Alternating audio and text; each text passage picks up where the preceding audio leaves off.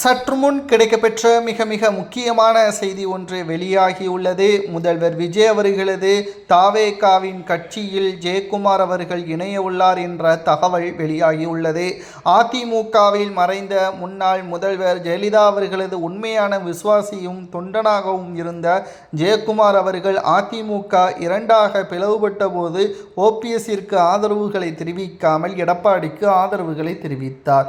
மேலும் ஜெயக்குமார் அவர்களது பேச்சை எடப்பாடி சுத்தமாகவே கேட்கவில்லை.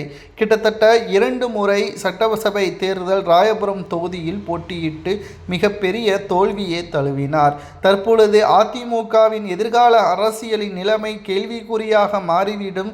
எடப்பாடி பழனிசாமியை எதிர்த்து கிளை நிர்வாகிகள், மாவட்ட செயலாளர்கள் உள்ளிட்ட பலரும் தங்களது கருத்துக்களை தெரிவித்து வருவது எடப்பாடி பழனிசாமி அவர்களுக்கு மிகப்பெரிய ஒரு அதிர்ச்சியை ஏற்படுத்தியுள்ளது. இனியும் காலதாமதம் இன்றி அதிமுகவில் பல மாற்றங்களை செய்ய வேண்டும். அதற்கு முதலில் பொதுக்குழு செயற்குழுவை கூட்ட வேண்டும். இல்லை என்றால் எடப்பாடி பழனிசாமி அவர்களது வீட்டில் ஒட்டுமொத்தமான நிர்வாகிகளை அழைத்து அதிமுக வெற்றியடைவதற்கும் வருகின்ற இடைத்தேர்தலில் வெற்றியடைவதற்கும் என்ன வழி என்பதை பேச வேண்டும். ஆனால் இதற்கும் ஜெயக்குமாரின் பேச்சிற்கு எந்த ஒரு பதிலும் எடப்பாடி பழனிசாமியின் தரப்பிலிருந்து வரவில்லை. இதனால் ஒரே வழி, அதிமுகவிலிருந்து வெளியேறி செங்கோட்டையின் மூலமாக தமிழக வெற்றி கழகத்தின் தலைவர் விஜய் அவர்களது கட்சியில் இணைய ஜெயக்குமார் அவர்கள் முடிவெடுத்திருப்பதாக சமூக வலைதளங்களில் கூறப்படுகிறது. ஜெயக்குமார் அவர்கள் அதிமுகவில் சாதித்தது ஏராளம். அமைச்சராகவும் இருந்துள்ளார், சபாநாயகராகவும் இருந்துள்ளார், மறைந்த முன்னாள் முதல்வர் ஜெயலலிதா அவர்களின் உண்மையான விசுவாசியாகவும் இருந்துள்ளார்.